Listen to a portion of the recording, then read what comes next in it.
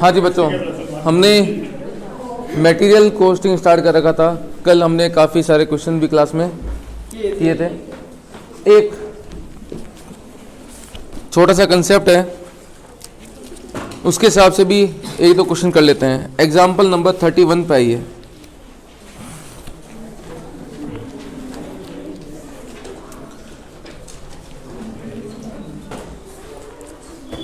Question number 31, page number 29।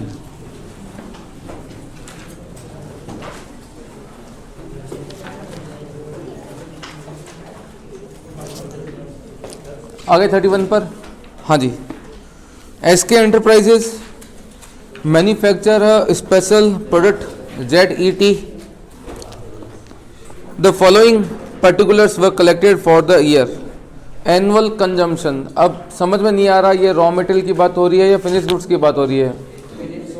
हाँ भाई, consumption तो फिनिश गुड्स का ही करते हो, रॉ मटेरियल का तुम लोग प्रोडक्शन करते हो, है ना? अरे लिखा क्या है? एनुअल कंजम्पशन लिखा है। कंजम्पशन किसका होता है और प्रोडक्शन किसका होता है? कंजम्पशन रॉ मटेरियल का होता है, प्रोडक्शन फिनिश गुड्स का होता है। तो ये किसके बारे में दे रखा है? रॉ मटेरियल के बारे में। तो एनुअल जो रॉ मटेरियल की रिक्वायरमेंट है वो कितनी है? 12,000 यूनिट्स। कॉस्ट दे रखी है बच्चों कितनी? 1। ऑर्डर कॉस्ट दे रखी है 12 रुपये। इन्वेंट्री कैरिंग कॉस्ट दे रखा है 24%। किसका होता है? प्राइस का होता है। Lead time. लीड टाइम का मतलब होता है कि सप्लायर को अगर आज फ़ोन कर दूँ ना कि सप्लायर माल भेज दे, तो सप्लायर कितना टाइम लगाता है? 15 दिन। और सेफ्टी स्टॉक क्या दे रखा है? Safety stock. सेफ्टी स्टॉक कितने दिन का? 30 डेज का हम क्या मेंटेन करते हैं? हमारे पास सेफ्टी स्टॉक भी मेंटेन करते हैं। क्वेश्चन की रिक्वायरमेंट क्या है? रीऑर्डर क्वांटिटी, रीऑर्डर लेवल, और एक रिक्वायरमेंट और दे रखी है। सबसे पहली रिक्वायरमेंट है रीऑर्डर क्वांटिटी। रीऑर्डर क्वांटिटी का मतलब होता है कि जब भी सप्लायर को फ़ोन करके बोलते हैं सप्लायर माल भेज दे, तो कितना माल एक साथ में मंगवाना चाहिए, जिसको हम क्या बोलते हैं? EOQ।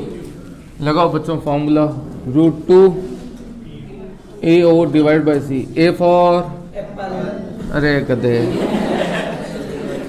Annual consumption. कहाँ एप्पल लेके आ गया यार तो यार। तो देखे बताइए एनुअल कंजम्पशन कितना है? 12,000। O फॉर ऑरेंज मत बोलना। ऑर्डर कॉस्ट कितना है?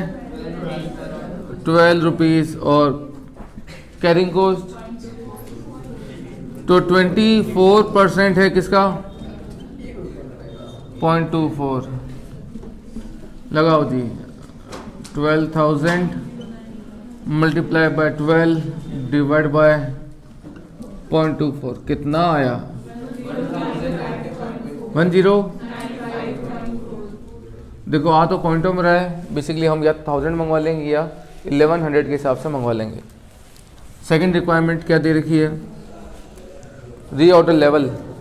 रीऑर्डर लेवल का मतलब होता है कि जब भी हम सप्लायर को फ़ोन करते हैं, सप्लायर माल भेज दे, दैट टाइम पर गोडाउन में कितना स्टॉक होना चाहिए? 0। कुछ तो होना चाहिए ना। सप्लायर 15 दिन लगा रहा है, तो कम से कम 15 दिन का स्टॉक तो हमारे पास में होना चाहिए। पहले बताओ पर डे कंजम्पशन कितना है? पर डे कंजम्पशन कितना है? देखो 12,000 का कंजम्पशन है तुम्हारा पूरे साल भर में। रुक तो जा। अब साल भर का मतलब क्या दे रखा है क्वेश्चन के अंदर? 360 दिन दे रखा है ना। 99% क्वेश्चन में दे रखा होगा 360। कितना है बिलाल? अब मुझे बताइए रीऑर्डर लेवल का मतलब सप्लायर अगर 15 दिन लगाता है माल भेजने में, तो कम से कम 15 दिन का स्टॉक तो होना ही चाहिए। कितना होना चाहिए? 15 मल्टीप्लाई बाय 33 लेकिन हम हमारी कंपनी के अंदर क्या मेंटेन करते हैं? Safety stock. तो वो भी क्या करना है बच्चों? ऐड। सेफ्टी स्टॉक कितने दिन का है? तो 30 दिन का मतलब, तो ये सेफ्टी स्टॉक हो गया। फॉर्मूला क्या हो गया तुम्हारा? सेफ्टी स्टॉक प्लस जो तुम्हारा एवरेज कंजम्पशन की जो रेट है मल्टीप्लाई बाय तुम्हारा average lead time. Clear? First requirement, second समझ में आ गई? थर्ड रिक्वायरमेंट आप पढ़ें और जवाब दें क्या होना चाहिए। ये बोलता है कि जब भी हमें नया माल मिलता है, जिस दिन हमारे पास गोडाउन में नया माल आता है, आइडली, वैसे तो किसी को भी नहीं पता कि जिस दिन नया माल आएगा उस दिन कितना बचा होगा। कभी सेल ज़्यादा होती है तो हो सकता है स्टॉक कम बचा हुआ हो, कभी सेल बहुत कम होती है तो स्टॉक हो सकता है कि ज़्यादा बच गया हो। तो ये बोलता है कि what should be the inventory level ideally immediately before the material order is arrived. जिस दिन आपके पास में नया ऑर्डर आता है उससे जस्ट इमीडिएटली आपके पास में नॉर्मली क्या बचना चाहिए, सेफ्टी स्टॉक। क्योंकि हम मान के चलते हैं कि जैसे ही इस लेवल पे पहुंचेंगे नया ऑर्डर प्लेस कर देंगे, जब तक माल आएगा तब तक मोटा मोटा 15 दिन वाला जो स्टॉक है वो क्या हो जाएगा, खत्म हो जाएगा। तो हमारे पास में कितना बचेगा जिस दिन नया स्टॉक आएगा, सेफ्टी स्टॉक। तो what should be the ideal inventory level when new order is arrived. तो जब नया ऑर्डर आता है what should be the ideal stock level, तो जिस दिन नया माल आएगा उस दिन हमारे पास जीरो तो होगा ही नहीं, तो हमारे पास नॉर्मली कितना बचना चाहिए, सेफ्टी स्टॉक ही हमारा आइडल स्टॉक होता है जिस दिन नया माल हमें मिलता है। कितना, 1000। अब एक चीज और निकाल दो, बस इसमें पूछा नहीं गया है फिर भी निकाल दो, वो है तुम्हारा total cost of inventory. Question की रिक्वायरमेंट में नहीं है फिर भी निकाल दीजिए टोटल कॉस्ट ऑफ इन्वेंट्री। निकालें कॉपी में अपने आप, टोटल कॉस्ट ऑफ इन्वेंट्री निकालें।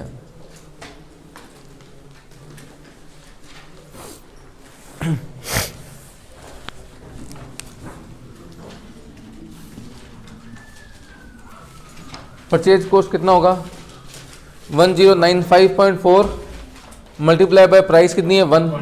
क्लियर है, कहाँ से क्लियर है, 12,000 रुपये होगा ना। वो तो एक बार में मंगवाएंगे, ऐसे करते करते साल भर में कितना खरीदना है, पूरा 12,000। तो 12,000 मल्टीप्लाई बाय 1, 12,000। ऑर्डर कॉस्ट कितने हो जाएंगे, साल भर में 12,000 मंगाने, एक बार में मंगवा रहे हैं 1095.4, तो नंबर ऑफ ऑर्डर निकाल लो। तो 12,000 डिवाइडेड बाय 1095.4 मल्टीप्लाई बाय 12, 1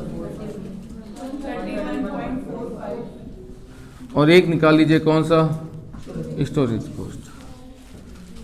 बस यहाँ पर थोड़ा समझने वाली बात है, 1095.4 मंगवाएंगे वो कंज्यूम हो जाएगा, फिर 1095.4 आ जाएगा, फिर वो कंज्यूम हो जाएगा। तो मेरा स्टॉक कहाँ घूम रहा है, मेरा स्टॉक का लेवल कहाँ घूम रहा है, 1095.4 मंगवाते हैं, फिर 0, 1095.4 फिर 0। प्रॉब्लम है कि 0 तो हो ही नहीं रहा है, प्रॉब्लम है कि 0 तो हो ही नहीं रहा है। तो फिर आप इंश्योरेंस कैसे करवाएंगे, तो हम इंश्योरेंस कंपनी को क्या बोलेंगे कि देखो साहब 1000 तो हमारे पास एनी टाइम रहता है, वो तो कभी हिलता ही नहीं है, ये 1000 तो हमारे पास एनी टाइम रहता है। हाँ ये होता है कि 1095.4 आता है और ये क्या होता है, कंज्यूम, क्योंकि ये तो वो स्टॉक है जो हमारे पास रहेगा। नया वाला गुड्स आएगा तो भी इमीडिएटली हमारे पास में उससे पहले क्या पड़ा होगा, 1000 पड़ा होगा, ये 1000 तो रहेगा, 1095.4 आता है, चला आता है। तो ये निकल के आता है तुम्हारे पास में तुम्हारा average stock level. Average stock level निकालने के मैंने आपको कहा था 3 फॉर्मूले होते हैं। फर्स्ट क्या था, EOQ डिवाइडेड बाय 2। सेकंड क्या था तुम्हारे पास में minimum stock level, maximum stock level divided by 2। तीसरा ये है EOQ divided by 2 plus safety stock. याद है, minimum stock level, safety stock level. Sir इसका कंसेप्ट क्या है वो बता दो। 1000 तो मेरे पास में एनी टाइम रहते हैं, हाँ या ना। जैसे ही नया वाला माल आएगा मेरे स्टॉक का लेवल कहां पहुंच जाएगा मेरे भाई, 1095.4 आएगा, स्टॉक का लेवल कितना हो जाएगा मेरा, 2095.4, और कंज्यूम होते होते एंड में कहां जाएगा वापस। तो मतलब कि जो मेरा स्टॉक लेवल है ना वो 2095.4 से लेके 1000 के बीच में रह रहा है। डिवाइड बाय 2 करना कितना आता है, तो ये वाला और ये वाली चीज सेम आएगी कैलकुलेशन, क्या ये कैलकुलेशन और ये कैलकुलेशन सेम आएगी क्या, क्यों चेक कर लो, चेक कर लिया ना, सेम ही आएगी। लेकिन इस तरीके से ना करके हम लोग क्या करते हैं कि भैया ये तो एनी टाइम मेंटेन रहेगा। फ्लक्चुएट कौन सा वाला हो रहा है? जो हमारे पास में नया स्टॉक आ रहा है, वो आ रहा है कंज्यूम हो रहा है, आ रहा है कंज्यूम हो रहा है। तो सर आ रहा है कंज्यूम हो रहा है, ये तो 1000 पड़े रहेंगे, ये तो खराब नहीं हो जाएंगे सर। तो हमने क्या कहा था, जब नया आएगा तो इसको रिप्लेस कर देते हैं, वहां से हटा के नया वाला लगा दिया, पुराना वाला क्या कर लिया, कंज्यूम कर लिया। मल्टीप्लाई बाय किस रेट से? 0.24। अरे 1000 का लेवल तो आप मेंटेन रखते ही रखते हो एनी टाइम। नया कितना आता है? 1095.4। तो आपका स्टॉक कहां पहुंच गया टोटल मिला के? फिर धीरे कंज्यूम होगा, कहां पहुंच जाएंगे? 1000 पर। उतने में क्या होगा, तुम्हारे पास नया स्टॉक फिर आ जाएगा। 1000 तो वो स्टॉक लेवल है जो हम हमारे पास क्या करते हैं, एनी टाइम मेंटेन करते हैं for the purpose of safety. कि बाई चांस अगर 15 दिन में माल नहीं आया तो 20 दिन लगे, 25 दिन लगे, तो सेफ्टी साइड में हमने क्या रखा हुआ है, मेंटेन रखा हुआ है। तो स्टॉक का जो लेवल है वो 1000 तो मिनिमम रहता है। ऊपर जाता है कितना? 2095.4 आइडियली। एग्जैक्टली तो नहीं कह सकता, हाँ आइडियली हम ये मांग चल सकते हैं कि हाँ इसके अराउंड ही हमारा स्टॉक लेवल रहेगा। तो ये चीज निकाल लीजिए ऐसे, चाहे वैसे निकाल लीजिए, बात एक ही। क्लियर है बात? सेम आएगा मेरे भाई, सेम टू सेम आएगा, टेंशन मत लो। चीज वही है, क्योंकि हमने यहां पर क्या किया, समझ गए बात? ऐसा ये क्वेश्चन और करते हैं। ये अभी आपने किया कौन सा? 31।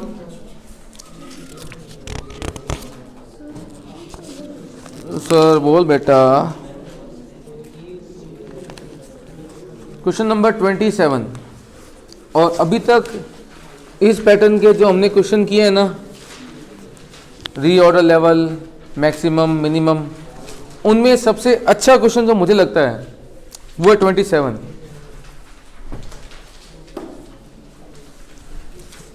ये हटा दो भाई।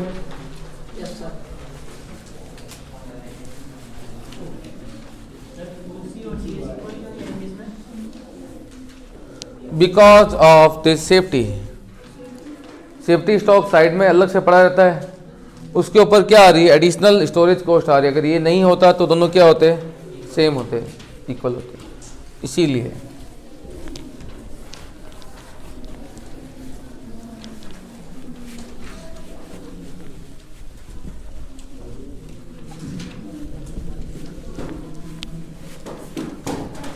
हाँ जी बच्चों, एग्जाम्पल नंबर 27 ढंग से पढ़ें बच्चों, ढंग से पढ़ो, बहुत ही अच्छा क्वेश्चन है ये वाला।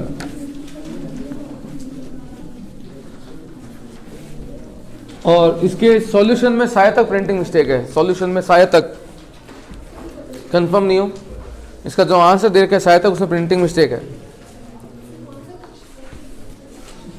27 मेरी माँ कब से कह रहा हूँ। In manufacturing it's product a company used 3 raw material, 3 प्रकार के रॉ मटेरियल हम यूज करते हैं, P, Q and R। In respect of which following apply. P uses per unit of product, एक पीस को बनाने में कितना यूज होता है, 10। री ऑर्डर क्वांटिटी का मतलब EOQ कितना है, 30,000। बिल पर केजी, प्राइस दे रखी है अपने को, क्या करना है प्राइस का। डिलीवरी पीरियड है 1 से लेके 3 हफ्ते। री ऑर्डर लेवल मीन्स जब नया ऑर्डर प्लेस करते हैं दैट मोमेंट पर हम कितना स्टॉक मेंटेन करते हैं, 18,000। मिनिमम गिवन नहीं है। क्यू में पर यूनिट को बनाने पर 4 केजी लगता है, 15,000 का तुम्हारा EOQ है। डिलीवरी जो पीरियड है वो 3 से 5 वीक है। री ऑर्डर लेवल दे रखा है 14,750, मिनिमम लेवल गिवन नहीं है। आर, एक पीस को बनाने में लगते हैं 6 केजी। री ऑर्डर क्वांटिटी EOQ कितना है, 30,000। डिलीवरी पीरियड दे रखा है बच्चों 2 से 4 वीक। री ऑर्डर लेवल यहाँ पर गिवन नहीं है। मिनिमम लेवल कितना है बच्चों यहाँ पर, 12,000। आगे वीकली प्रोडक्शन कितना रहता है, 275 से लेके 325। एवरेज कितना है, 300। What would you expect the quantities of the following to be. First requirement minimum stock of P. आपको निकालना क्या है बच्चों? पी का मिनिमम स्टॉक निकालना है। मिनिमम स्टॉक लेवल निकालना है किसका? पी का। फॉर्मूला बताइए बच्चों मिनिमम स्टॉक लेवल का फॉर्मूला। रीऑर्डर लेवल निकाल लीजिए। देखो सेफ्टी दे रखा हो तो अच्छी बात है, सेफ्टी नहीं दे रखा है तो क्या करो, पहले मैक्सिमम मल्टीप्लाई बाय मैक्सिमम से क्या निकाल लो? रीऑर्डर लेवल निकाल लो। कौन से फॉर्मूले से? मैक्सिमम मल्टीप्लाई बाय, उसमें से बाद में क्या माइनस कर दो? एवरेज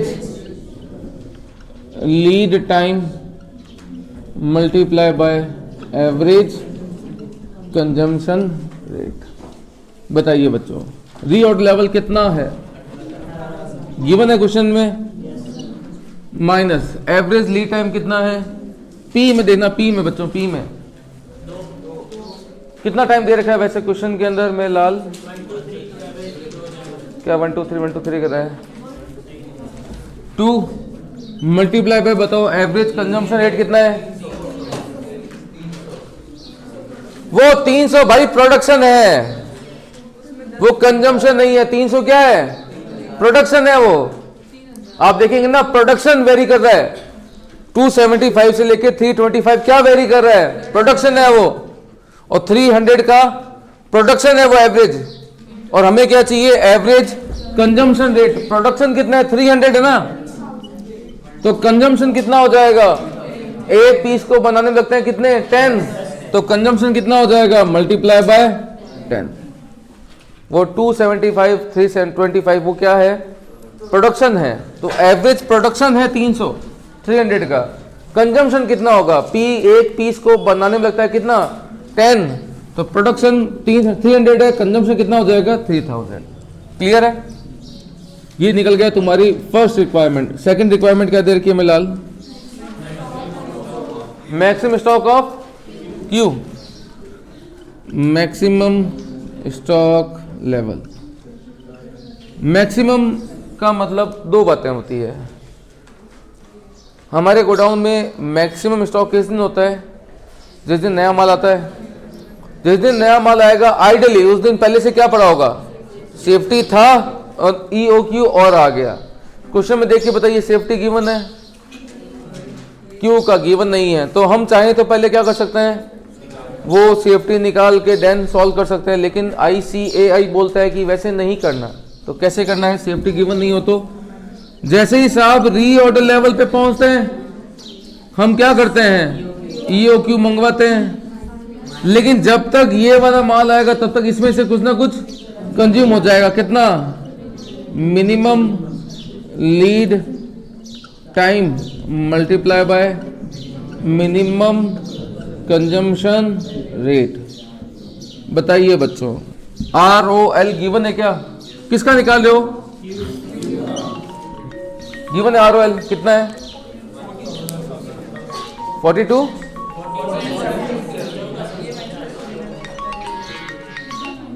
हाँ जी। Reorder level 14750। अरे भाई कितना शोर करते हो? EOQ कितना है मैं लाल? 15,000 माइनस मिनिमम लीड टाइम कितना है? क्यू में देख के बताइए लीड टाइम कितना दे रखा है बच्चों?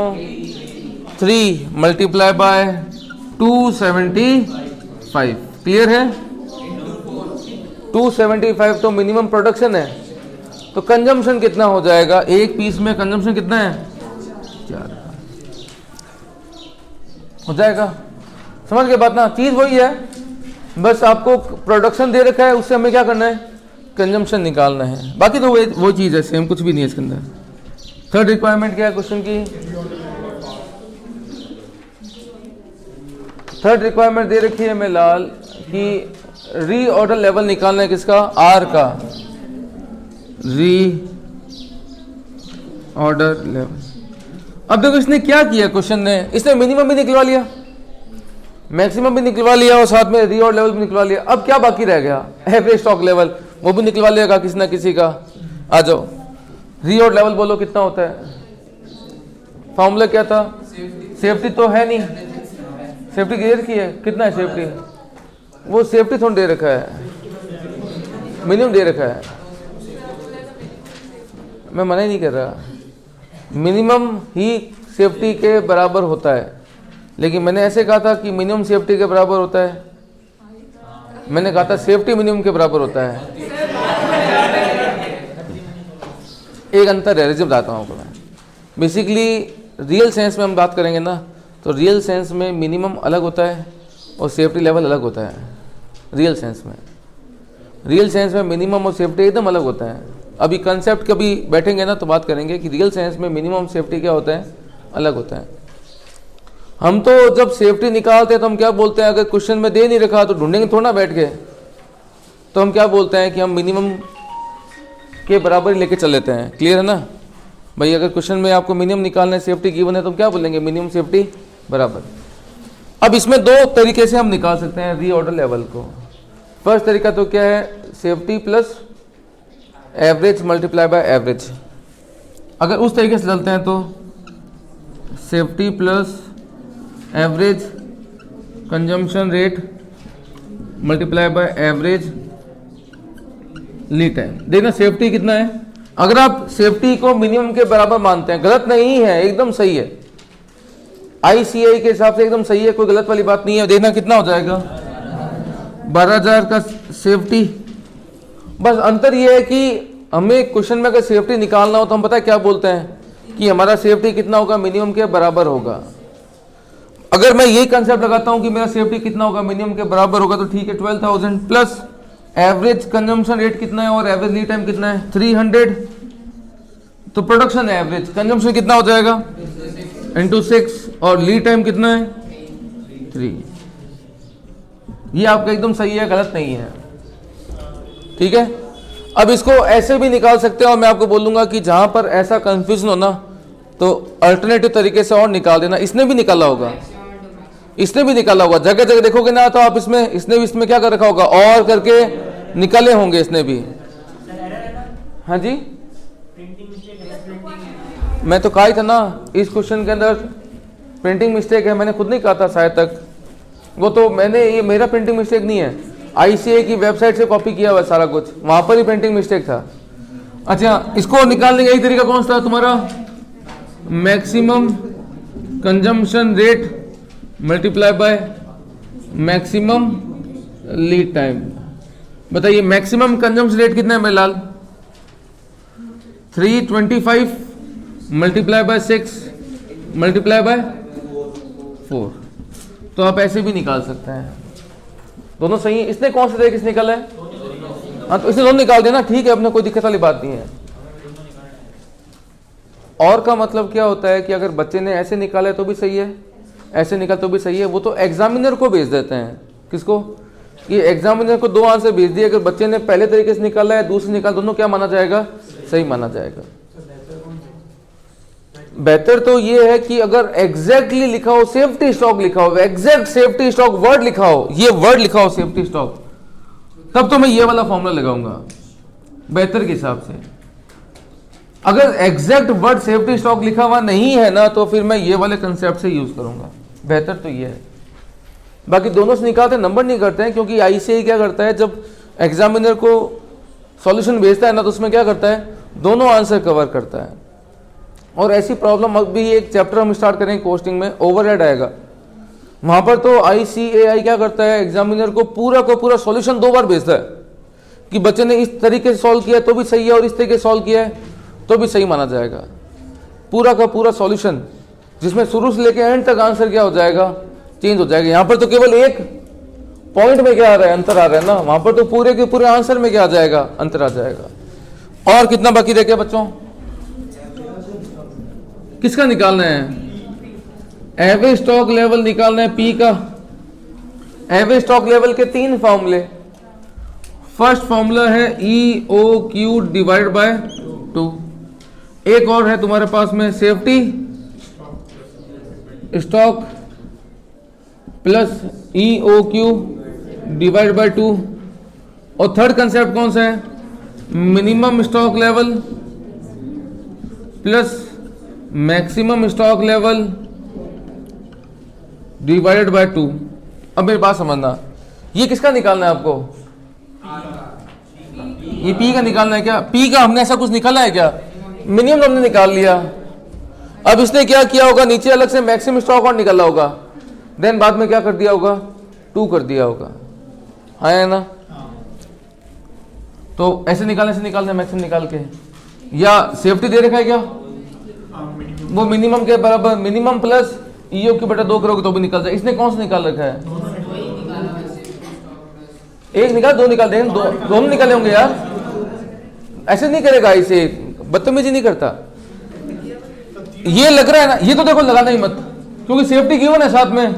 सेफ्टी गिवन है तो आप इस तरीके से निकाल लो, वो मिनिमम लिखा हुआ है ना, मिनिमम सेफ्टी हम लोग बराबर मानते हैं। ये भी निकाल सकते हो, और आप चाहे तो मिनिमम निकालो या मैक्सिमम निकाल के डिवाइड बाय 2 भी कर सकते हो। आंदो ना, अपने कौन से पैसे लग रहे हैं? सही है।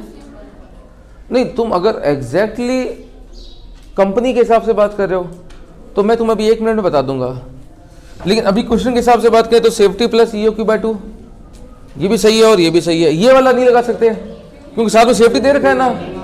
जब सेफ्टी आपको साथ में मिनिमम दे रखा है तो उस पर क्या स्टोरेज कॉस्ट और नहीं आएगी, वो भी तो एवरेज में काउंट होगा, फिर ये क्यों लेके चलेंगे? क्लियर? अब मेरी बात समझना, एक होता है हमारे पास में EOQ, एक होता है हमारे पास में ROQ। सर दोनों सेम ही तो होते हैं नहीं होते हैं? नहीं होते हैं, दोनों सेम नहीं होते हैं। हम बोल सकते हैं, जैसे कि मैं एग्जांपल देके बोलता हूँ, मेरा EOQ निकल का है 2000। बताओ मैं सप्लायर को कितना माल मंगवाने के लिए फ़ोन करूँगा? 2000 के लिए। मेरा EOQ कितना है? 2000। तो मेरा रीऑर्डर क्वांटिटी भी कितना है? 2000 है। मेरा EOQ निकल का है 1785.4। 1785.4 निकल के है मेरा EOQ। बताइए मैं सप्लायर को कितना माल मंगवाने के लिए फ़ोन करूँगा? क्या निकल का है मेरा EOQ? 1875.4 निकल का है क्या मेरा EOQ? बताइए मैं सप्लायर को कितना माल मंगवाने के लिए फ़ोन करूँगा? ये तो मंगवाऊंगा नहीं 0.4, पागल बोलेगा वो मुझे। मैं कितना बोल दूंगा उसको भाई? 1900 बोल दूंगा या कितना बोल दूंगा? 2000 बोल दूंगा। मैं चेक कर लूंगा कि किस हिसाब से ज्यादा लॉजिकल रहेगा, क्योंकि देखो पैकिंग होती है।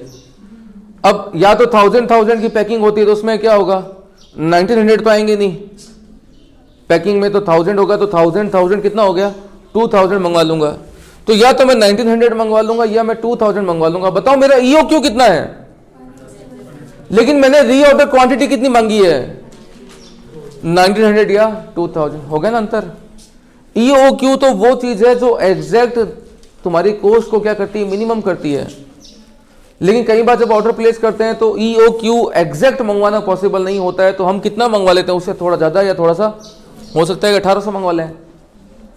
तो EOQ तो 1875.4 है, लेकिन मेरा रीऑर्डर क्वांटिटी कितना प्लेस किया मैंने? 1900। बदल गया ना? EOQ और ROQ क्या हो गया? अलग हो गया। समझ रहे बात? नहीं समझ रहे हो? तो नॉर्मली हम बोलते हैं कि हाँ EOQ को ही हम लोग क्या बोल देते हैं? ROQ बोल देते हैं। लेकिन कई बार EOQ फ्रैक्शंस में होता है, तो रीऑर्डर क्वांटिटी जो प्लेस की जाती है ना, वो फ्रैक्शन को राउंड ऑफ करने के बाद क्या की जाती है? प्लेस की जाती है। तो यहाँ पर EOQ तो 1875.4 है, लेकिन रीऑर्डर क्वांटिटी के लिए मैं कितना फ़ोन करूँगा उसको? 1900 भेज दे, 2000 भेज दे, या 1800 भेज दे, या 1750 भेज दे, 1850 भेज दे। तो वहां पर मेरा EOQ और ROQ क्या हो जाएगा? अलग हो जाएगा। अब इन क्वेश्चन में आप देखेंगे ना, तो ऊपर लिखा है वर्ड रीऑर्डर क्वांटिटी।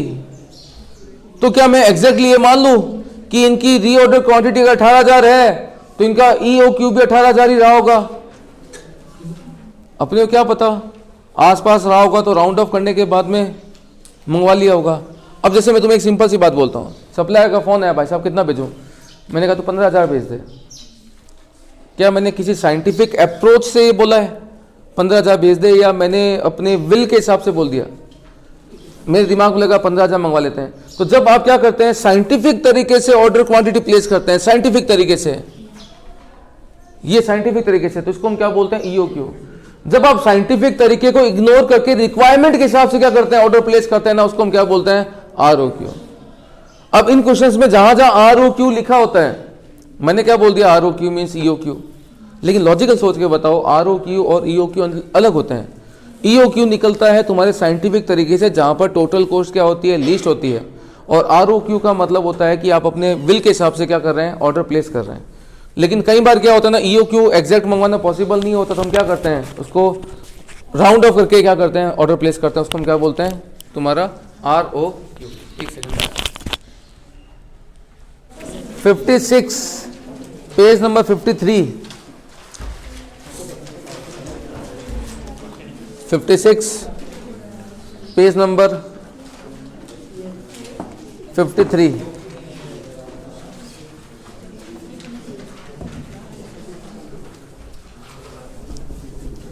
इसके ऊपर भी भाई ये क्वेश्चन और है, वो भी तूफानी है। हाँ हाँ, कल ही करेंगे भाई।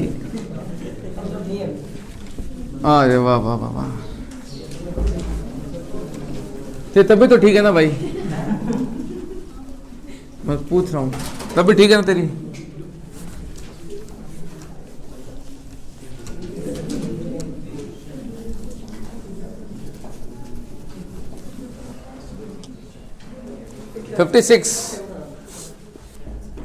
क्या दे रखा है, IPL लिमिटेड यूजेज ए स्मॉल, क्या हो गया भाई, small casting in one of its finished product. अब कास्टिंग क्या होती है, हिंदी में बोलते हैं डली हुई वस्तुएं। डली हुई वस्तु का मतलब जब कोई चीज़ को प्रॉपर शेप में डाल के बेचते हैं ना, प्रॉपर शेप बना के किसी भी चीज़ का, वो कहलाता है तुम्हारे लिए कास्टिंग। अपने क्या करना है, IPL लिमिटेड कोई कास्टिंग यूज करते हैं, रॉ मटेरियल हमारे लिए कुछ भी हो। The casting is purchase from A foundry. बताओ, फाउंड्री का तुम्हें क्या करना है, सप्लायर होगा कोई ना कोई। IPL लिमिटेड परचेज कितने करते हैं भाई, 54,000 कास्टिंग परचेज करते हैं 800 रुपीज पर कास्टिंग की रेट पर। बताओ तुम्हारा A कितना हो गया, 54,000, और प्राइस कितनी हो गई, 800 रुपये। ये यूनिट में हो गया, ये 800 रुपये प्राइस हो गई। आगे, कास्टिंग आर इवनली यूज। मैंने आपको हमेशा ही बोला है कि हम लोग हमेशा ये मांग के चलते हैं कि साल भर का जो रिक्वायरमेंट रहता है वो इवन रहता है। ये बोलते हैं इवनली यूज रहता है, लेकिन हाँ मेन बात इसने बोल दी कि साल में दिन का मतलब कितना मांग के चलना है, 360। एक लाइन काम की थी कि ईयर का मतलब यहाँ किससे है, 360 डेज से। आगे, the company estimate that it's cost ₹9,000 to place a single order. Order cost कितनी है, 9,000 रुपये है। ओ, 9,000 रुपीज़ का तुम्हारा ऑर्डर कॉस्ट है।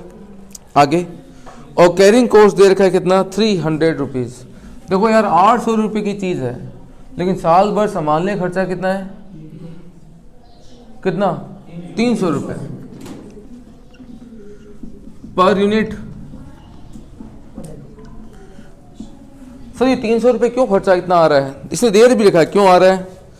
The high carrying cost result from the need to keep casting in careful control temperature and humidity condition and from the high cost of insurance. Insurance बहुत high है, temperature maintain करना पड़ता है, उसमें godown का rent भी क्या आता है, ज़्यादा आता है। अपने क्या करना है। आगे, delivery from the foundry generally takes 6 days. देखो भाई साहब, हाँ, सप्लायर को कोई बोलते हैं सप्लायर माल भेज दे, तो सप्लायर जनरली कितने टाइम में माल भेज देता है, 6 डेज में माल भेज देता है जनरली। लेकिन बोलता है कि हाँ जनरली में नॉर्मली 6 डेज में माल भेजता है, लेकिन ऊपर में कितने दिन लग सकते हैं, 10 दिन। तो रिस्क कितने दिन का हो गया, 4 दिन का। तो 4 दिन का रिस्क हो गया, तो 6 दिन में तो माल आ जाएगा, 7, 8, 9, 10, 4 दिन ऊपर नीचे हो सकते हैं। और रिस्क को अवॉइड करने के लिए, अब प्रॉब्लम है कि भाई साहब सेफ्टी स्टॉक मेंटेन तो कर लूँगा, प्रॉब्लम है कि इनकी स्टोरेज कॉस्ट क्या है, बहुत हाई है। पूरा का पूरा रिस्क को अवॉइड करने के चक्कर में क्या होगा, स्टोरेज कॉस्ट इनकी भाई साहब क्या हो जाएगी, बहुत हाई हो जाएगी। और क्या बिजनेसमैन हमेशा से करता है, रिस्क नहीं लेंगे। रिस्क तो बिजनेस का एक इनबिल्ट पार्ट है, बिना रिस्क के बिजनेस चलता ही नहीं है, रिस्क लेना पड़ता है। अब ये क्वेश्चन रिस्क का है, अभी तक किसी भी क्वेश्चन में रिस्क नहीं आया था, यहाँ क्या आ रहा है, रिस्क। तो क्या दे रखे हैं, नॉर्मली 6 डेज लगते हैं। कितना टाइम लगता है बच्चों, 6 डेज तो लगते ही हैं। और ऊपर में कितना टाइम लग सकता है, 10 दिन। आगे क्या दे रखा है, the day of delivery time and percentage of their occurrence, मतलब कि डिलीवरी का समय और उस तारीख तक माल आने की जो संभावना है, परसेंटेज में आपको गिवन है। क्या दे रखा है, पढ़ना। 6 डेज में माल आने की संभावना कितनी है, 75%। ये दे रखा है अक्रेंस का परसेंटेज, मतलब कि कितने दिन में माल आ जाएगा, उसकी संभावना कितनी है, मतलब 6 डेज तक। ये मतलब ना, ये 6 डेज नहीं है, ये अप टू 6 डेज है। 6 डेज तक माल आने की संभावना कितनी है, 75%। तो रिस्क कितना हो गया, रिस्क कितना हो गया, 25%। आने की संभावना 75% है कि 75% चांस है कि माल 6 दिन में आ जाएगा। सर कहाँ से निकला होगा, अपना पास्ट एक्सपीरियंस। मैंने आपको जब पहला एग्जांपल करवाया था, मैंने यही बताया था, पास्ट एक्सपीरियंस के बेस पे बताया जाता है। तो पास्ट एक्सपीरियंस के बेस पे 75% चांस है कि माल आ जाएगा कितने दिन में, 6 दिन में। लेकिन नहीं आने का रिस्क कितना हो गया, 25%। अब क्या दे रखा है, 7th डे में माल आने के चांस कितने हैं, 10%। 6 दिन तक के चांस 75 है, 7th डे पर माल आने के चांस कितने हैं, 10% है। मतलब कि हो सकता है कि लास्ट टाइम जब 10 बार ऑर्डर प्लेस किया था या 20 बार ऑर्डर प्लेस किया था, उनमें से 7th डे जब माल आया था ना, उसकी चांस कितने, 10% है। मतलब 10 में से 1 बार या 20 में से 2 बार ऐसा हुआ था कि माल कब आया था, 7th डे आया था। मुझे बताओ कि अप टू 7th डे कितना चांस है कि माल आ जाएगा, 75 चांस तो 6 डे का है। 7th डे में माल आने चांस कितने हैं, 10%। तो अप टू 7 डे कितना चांस है कि माल आ ही जाएगा, 75 तो यहां था, 10वें यहां पर चांस 10% बढ़ गया, 85% चांस हो गया माल आ जाएगा। तो रिस्क कितना है, 15%। आप देख रहे हैं ना, 15%, यहां 25% का रिस्क था, यहां माल आ जाएगा, रिस्क क्या हो गया, कम हो गया। अब कितना टाइम लगता है, 8वें दिन में देखना कितना चांस है माल आने का, 5% चांस और है माल आ जाएगा। मतलब 8 डे में 5% चांस है माल आ जाएगा। मतलब कि 85 तो यहां था, 8 डे में कितना हो जाएगा, 90। रिस्क कितना हो गया, धीरे रिस्क क्या हो रहा है, 95। 10th डे तो भैया 100% माल आ जाएगा, कोई रिस्क। अब मुझे बताओ, सीधा अप टू सीधा क्वेश्चन पूछता हूं, कोई फालतू बकवास नहीं। मोटा मोटा कितना टाइम लगता है माल आने में, हाईएस्ट है वो तो, ऑन एन एवरेज क्या टाइम लगता है, 6 दिन। मुझे बताइए कि जब भी हम नए ऑर्डर प्लेस करेंगे, री ऑर्डर लेवल, जब भी नया ऑर्डर प्लेस करेंगे तो कम से कम कितने दिन का माल लेके चलेंगे, 6 दिन का लेके चलना ही पड़ेगा, क्योंकि 6 दिन तो वो लगाता है, 6 दिन से पहले तो आता ही नहीं है माल, 6 दिन तो लगाता है। तो 6 डेज का तो मुझे लेके चलना ही पड़ेगा। देखना 6 डेज का कितना हो जाएगा, 54,000 कितना है, 560 दिन का है, तो एक दिन का हो गया 150, हाँ 360 का 54,000 है, 360 दिन का, तो एक दिन का कितना हो गया 150, 150। तो 6 दिन का कितना हो जाएगा, ये लेके चलना ही पड़ेगा। प्लस सेफ्टी क्यों मेंटेन करते हैं, टू एलिमिनेट रिस्क। भाई साहब बोलते हैं भैया मुझे तो रिस्क लेना ही नहीं है बिजनेस के अंदर, मैं चाहता हूं कि रिस्क लो ही नहीं। इस भाई साहब को रिस्क लेना ही नहीं है। मान लो कि रिस्क का जो लेवल ये बंदा मेंटेन करना चाहता है वो कहता है 0, भाई साहब कोई रिस्क नहीं लेंगे। एकदम प्योर वो बंदा है, डिफेंसिव बंदा है, देखा होगा ना। एक होता है एग्रेसिव, एग्रेसिव का मतलब क्या होता है, जो रिस्क लेके चलता है। ये प्योर डिफेंसिव बंदा है, बोलता है भाई साहब कोई रिस्क लेना ही नहीं है। अगर आपको रिस्क लेना ही नहीं है तो आपको सेफ्टी स्टॉक कितने दिन का मेंटेन करना पड़ेगा, 6 दिन तो ये हो ही गए, 6 तो हो गए, 6 तो भूल जाओ। अब मुझे बताओ कि अगर आपको रिस्क लेना नहीं है तो कितने दिन का स्टॉक सेफ्टी में मेंटेन करना पड़ेगा, 4 दिन का। तो 4 दिन का स्टॉक आपको सेफ्टी में मेंटेन करना पड़ेगा, 4 दिन का स्टॉक सेफ्टी मेंटेन करना पड़ेगा। कितना हो जाएगा 150 के हिसाब से, ये तुम्हारा रीऑर्डर लेवल होगा। कब, अगर आप एकदम क्या है, डिफेंसिव है। यही बंदा एग्रेसिव हो तो केवल 6 दिन लेके चलेगा, बोले बाकी टेंशन नहीं है, देखा जाएगा जो होगा वो। एक होता है मॉडरेट। मॉडरेट कौन होते हैं, जो थोड़ा रिस्क लेना पसंद करते हैं। मान लो कि आप रिस्क का लेवल मेंटेन करना चाहते हो 10%, तो बताइए रीऑर्डर लेवल कितना होना चाहिए? 6 डेज का लेके चलना ही चलना है 150 के हिसाब से। ये बोलते हैं 10% का रिस्क लेके चलना है out of stock. Out of stock में 10% रिस्क लेके चलेंगे, ठीक है, कस्टमर खाली जाएगा तो जाएगा। 10% रिस्क लेके चल रहे हो आप किस चीज का? आउट ऑफ स्टॉक होने का। अगर 10% रिस्क लेके चल रहे हो तो मुझे बताइए कि कितने दिन का स्टॉक मेंटेन करोगे? 10% रिस्क का यहाँ है ना, मतलब कि 8 दिन का स्टॉक मेंटेन करना है, जिसमें 6 का तो करना ही करना है। तो सेफ्टी स्टॉक कितना मेंटेन करना पड़ेगा आपको? 2 डेज का 150 के हिसाब से। आया ना?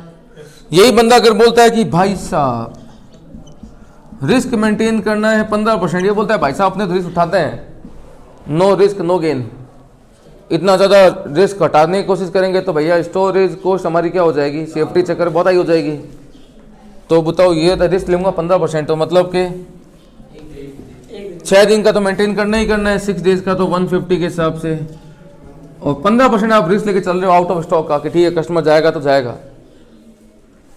तो आपको 1 डे का 150 के हिसाब से क्या करना पड़ेगा? सेफ्टी स्टॉक भी मेंटेन करना पड़ेगा। बात समझ में आ गई? यही तो है क्वेश्चन, और क्या है। अब आप क्वेश्चन पढ़ लें और साथ में इसकी क्या दे रखी है आपको? 5 रिक्वायरमेंट दे रखी है, वो भी पढ़ लें और पूरा क्वेश्चन सॉल्व करें, बैठ के करें, स्टार्ट हो जाएं। हाँ जी बच्चों, करो सॉल्व पूरा इसको। और इसके जैसे कुछ 1-2 तूफानी क्वेश्चन और हैं, वो हम लोग बात करेंगे कल नेक्स्ट क्लास में। ठीक है बच्चों, आज की क्लास में इतना ही। Thank you, tata, bye bye.